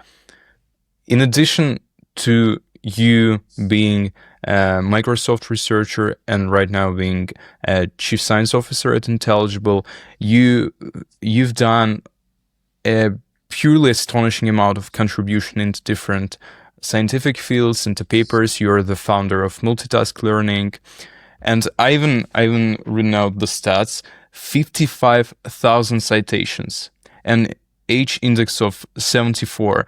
At this point, I want to ask you to tell me more about your scientific career and advice for aspiring scientists, because I have many friends who do truly see themselves working in academia and who want to provide as much impact as possible. Yeah, no, it's been a fun journey so far. And I've gone back and forth between research labs and academia multiple times. And we're seeing now a new mode. If you think about, Jan LeCun, Jeff Hinton, um, Yasha Bengio, there's an awful lot of people now who have their foot in both camps. That is, Yeah. they Yeah. are professors somewhere, but they also have like another full-time job essentially, at a company, right? So Jan is connected with Facebook.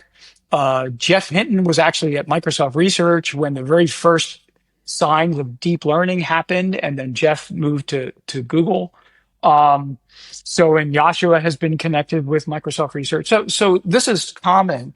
And what I've tended to do, instead of like trying to do both at the same time, um, I've tended to sort of do one for a while, then do the other for a while, and go back and forth. So, in fact, I was at research labs even before I had the PhD. And at some point, I kind of realized, I have to go get the PhD if I want to keep doing this. So then I went to Carnegie Mellon and got my PhD there.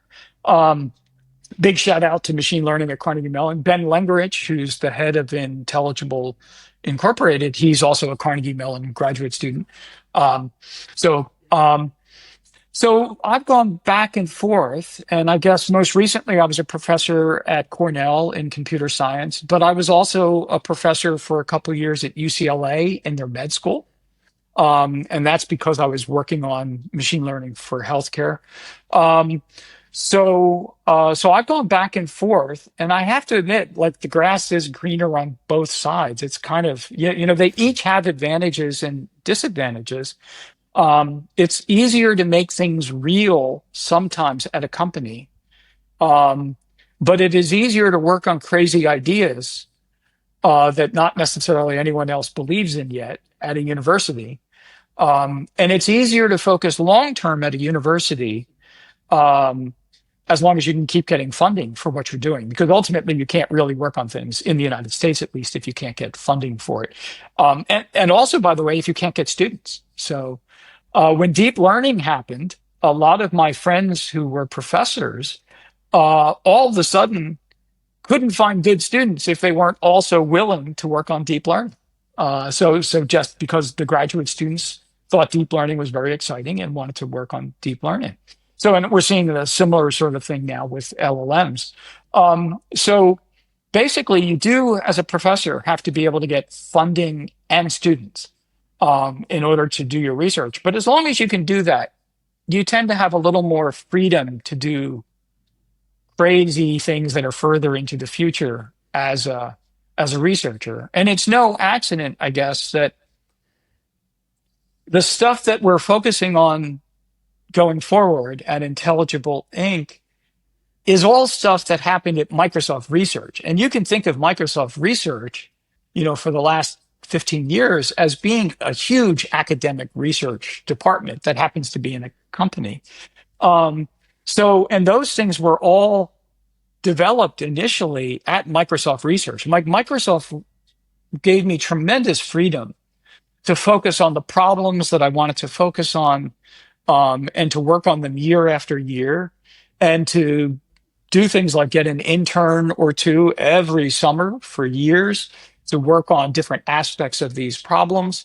And now, in part, that's because we could show the relevance of this work to Microsoft as a company. If you think about it, Excel and Power BI are tables of numbers. Microsoft understands tables of numbers and their importance, both internally and as products. But Microsoft gave us great freedom to do that kind of work. But then at some point, we really wanted to focus on a very specific connection between tabular learning and LLM learning. And I was also at the stage of my career where maybe I was thinking about retirement, and Microsoft gave me that opportunity to retire. So Ben had already formed the company, and I knew a little bit about the company, and sort of one thing led to the other, and now I'm sort of continuing this mission, but in a very focused way, that as a researcher, I probably wouldn't be that focused. And, in fact, there's an interesting thing as a researcher, perhaps your number one job is working with students, with graduate students who need to do independent research and launch their careers, and then go out into the world. And because of that, you wouldn't want your graduate students to be as narrowly focused on a piece of technology that you've been working on for 10 years, because then they're working in your shadow and they're working on something very narrow, and that narrow thing might not seem exciting enough to the research community for them to then establish themselves as a researcher. And they may want to go on and have an academic career. So when you're working with students, you're definitely committed to helping that student thrive, work on research problems that, of course, you're interested in, but which are somewhat independent of the things that you've already worked on. So you want your graduate students to sort of develop their own interests, and learn to do their own research. And as a company, we don't do that, right? As a company, we're focusing very specifically on trying to bring certain kinds of capabilities to practical implementation and then market. And that's a different kind of focus, which would be less appropriate. Now, we can have students helping us, but when the students are working with us, they're working on something that's very narrow within the confines of a company that is not a research organization, but a startup company. Whereas at Microsoft Research, I would have the researchers, students come in and work on maybe different aspects of intelligibility, but always it was some new thing. Like, we didn't want to do the same thing, just better and better. We want to do something new. And that's how Ben got interested. And it turned out that what Rich, he was interested in doing okay. also aligns well with what we're now interested in doing going forward. And I want to again say the second part of the question. I have many friends who want to become a scientist. What advice can you give them? And just imagine yourself being like 20, 25 years old, just in the beginning of your career, and what to focus on if you want to go into science and giving impact in that realm of human knowledge. It's a good question, and my answer won't be the full answer. It'll just be one of the paths. Um, One of my other advisors, by the way, was Herb Simon, who many people won't recognize, but he was a Nobel laureate in economics and also one of the founders of the AI, in the very early days. So in his book, Herb Simon said something like, the halls of science have many doors. And I want to emphasize that there are many ways to succeed in science. So I'll give you a little bit of my experience, but don't think that this is the only way to do it. Personally, I found it important to work on a problem I believed in, that I thought was important to mankind, to humanity. So that's part of the focus on healthcare. But I also believe machine learning and AI are important to mankind. So I could do that too. I also thought it was very important that the things I developed worked in practice. That is, I was not what you might think of as a theoretical researcher or Not an pure theory. abstract researcher. To me, the research had to really work in practice. And that was an extra challenge. That is, it needed to be new and exciting research that maybe pushed the edge of the envelope in terms of ideas. Um, so, and for example, multitask learning, which was my thesis, helped do that. But it was really important to me that multitask learning worked in practice. And if it didn't work in practice, I wouldn't have continued it as a thesis because I would have been less excited by it. Now, a fair amount of academic research never works well in practice, but is still important and interesting. Let me give you one crazy example of that. For people who are familiar with support vector machines, which were very important in AI and machine learning 20, 25 years ago, they are no longer considered the method of choice. Although around 2000, there were many people in machine learning who thought they were the final perfect method. They were exciting because they worked pretty well in practice, They're usually not at the very top, but they work pretty well in practice. And their math and theory is absolutely beautiful. I mean, gorgeously beautiful. So they like had both theory and good practice, so they were kind of amazing. But other machine learning methods eventually moved past them in terms of accuracy. So they got to be less exciting, perhaps. But hey, I would be really proud of myself if I was the person who had invented SVMs because they're so beautiful. And the concepts that are in SVMs are very important to any person who knows machine learning deeply. If you know machine learning well, you should understand SVMs, even if you never use them. And that's because the theory is valuable to the way you think. And the intuitions you have ultimately are what will guide a lot of your decision making and research. But anyway, I guess for me, the most important thing was it had to be a problem I thought was important. If I didn't think it was important, I wasn't that interested in it. And it had to be something which was both advancing ideas, but which I thought would work in practice. There are a number of times I've had crazy ideas, which I probably could have published um, and would have been successful perhaps as ideas, but which I knew for one reason or another were not going to succeed in practice because other things could do the thing they were trying to do better in practice. So for me, it was very important to do both. And then another thing is, I guess I believed in sweating the details a lot. Um, and the reason why is when you worry about the detail, that's when you find new opportunities. And sometimes worrying about a detail opens a door into a huge room that you never would have seen before.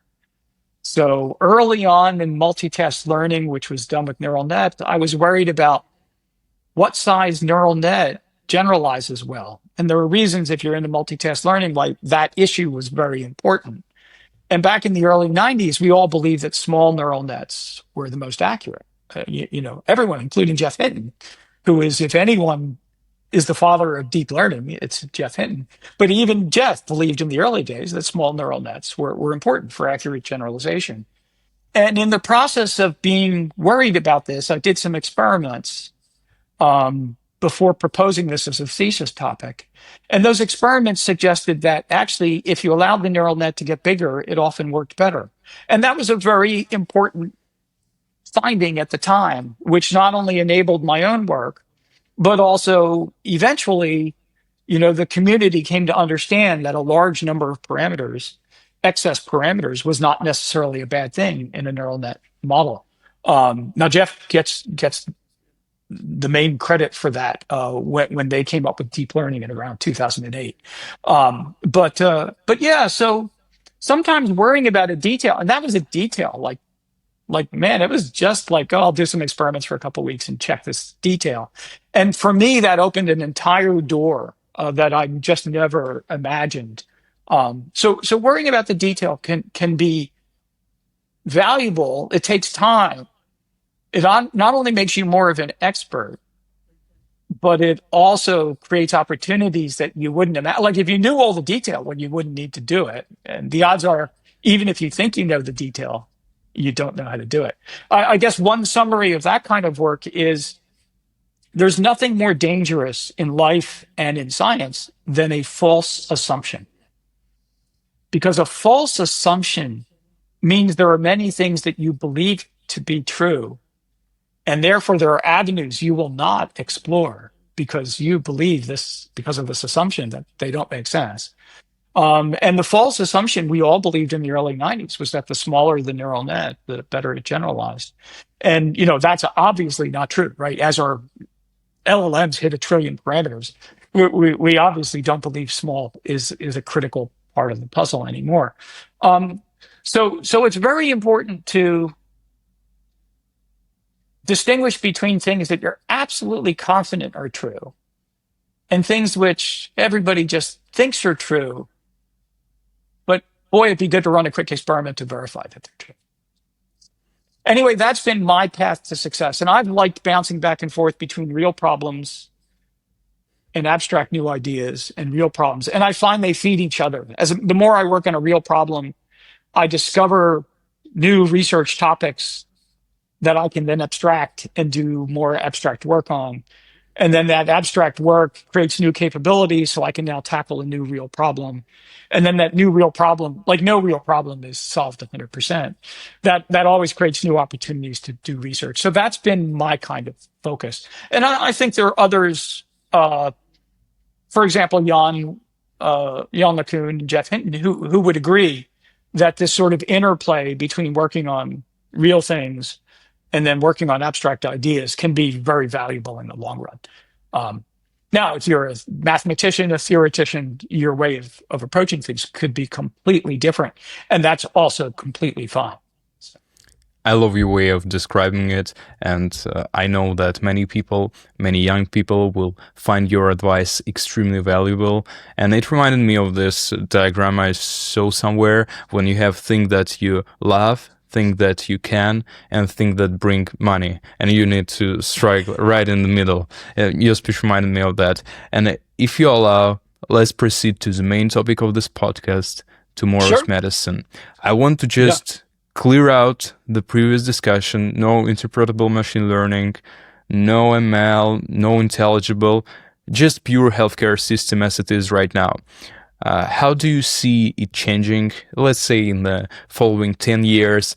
And what do you wish to see? What is the best hospital experience in a kind of utopian world, or maybe not in utopia, in the real world that we're heading to? I want just, yes, hear your thoughts on it. This is fun. And of course, those of us who work in AI for healthcare, um, as researchers or in companies, of course, are always trying to imagine what could healthcare be 5, 10 years from now, and how could that be better than what it is now. Let's see, healthcare, it's important to understand it's a very conservative field. It's very slow to adopt changes. And this is both a blessing and a curse. And it's a blessing because many things that look in the short term like they're better are not actually better in practice. So, and there are many times when healthcare has made mistakes, has adopted treatments, and those treatments proved to be, after 5, 10, 15 years, proved to be not the right treatment. I mean, most recently, a lot of people believed 10, 15 years ago that if you were a cardiac patient admitted to a hospital, you almost certainly should be on low dose aspirin. And to the point where there were automatic rules in electronic healthcare systems to flag if the patient was not being given low dose aspirin and if one of the ICD codes was that. So, but now, as more evidence has accumulated, they're starting to rethink that. And it's no longer clear that low dose aspirin is appropriate treatment. Now, in this case, it's not like the treatment was incredibly harmful and they made a huge mistake. It's more like when they do the cost benefits, it's like the low dose aspirin helps in some ways, but it also creates risk in other ways. And when they do the trade-offs, it turns out it's not quite as good as they originally thought. But healthcare tends to move slowly so that it doesn't make too many mistakes like this. And that can be very, very good. Uh, and it's almost good that healthcare didn't adopt AI and machine learning too quickly, say in the 80s and 90s. And that's because it's only in the 2000s and 2010s that we recognize that most data sets are learning more about treatment effects than in some cases about underlying health.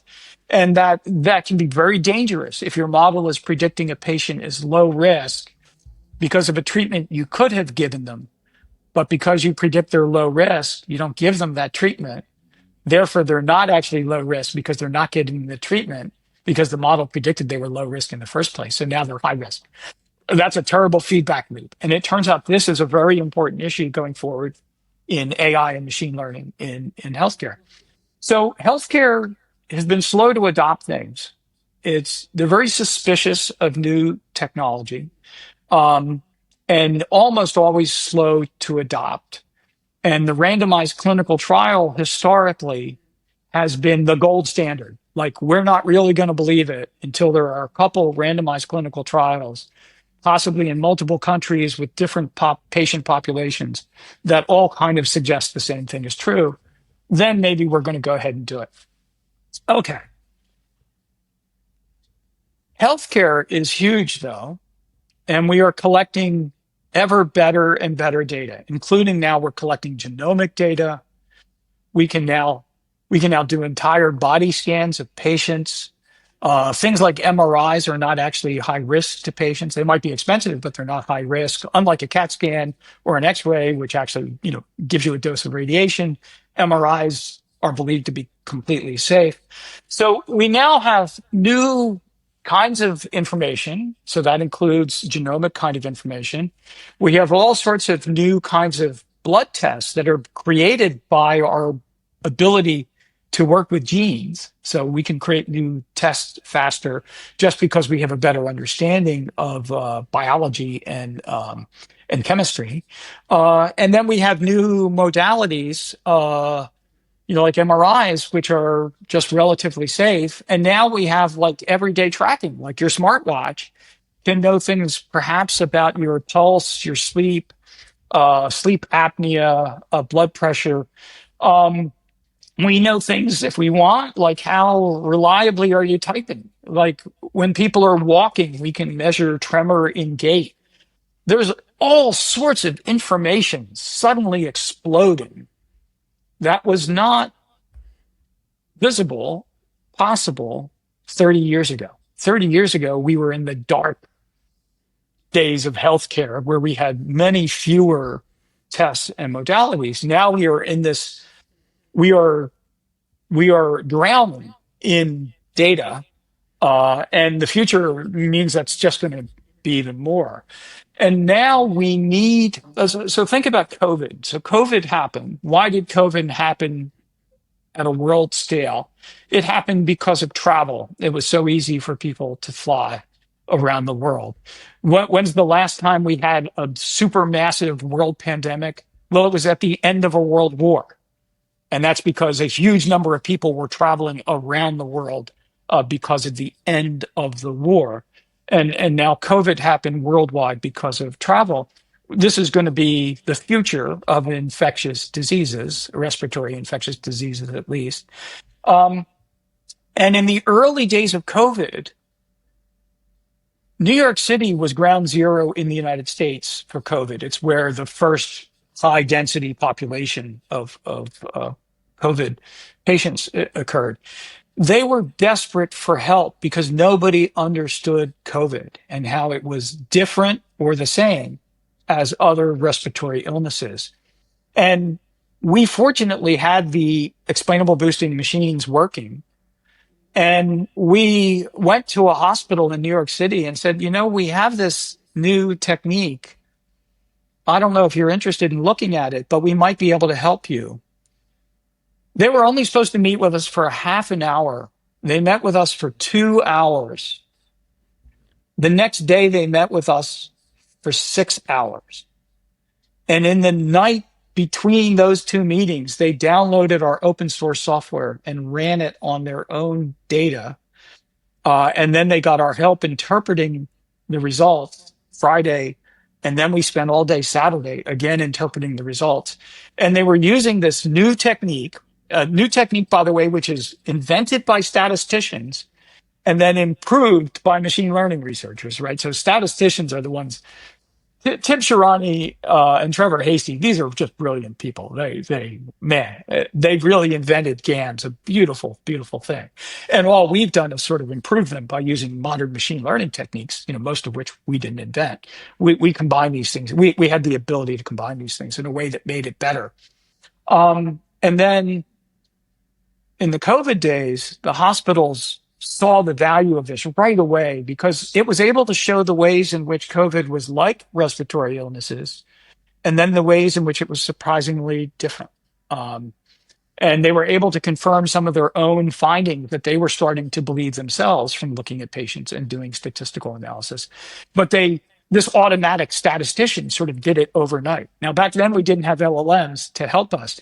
LLMs would have accelerated that work even further. We would have trained the model, and the LLM in the morning would have already had findings for us to look at, focused us on important things, as opposed to us having to spend multiple days with clinicians looking at graphs in what was a fairly modest data set with not too many features. So anyway, healthcare going forward is going to be, we're just going to drown in data. And how do you not drown? Well, you develop the ability to swim. You develop technology that keeps your head above water.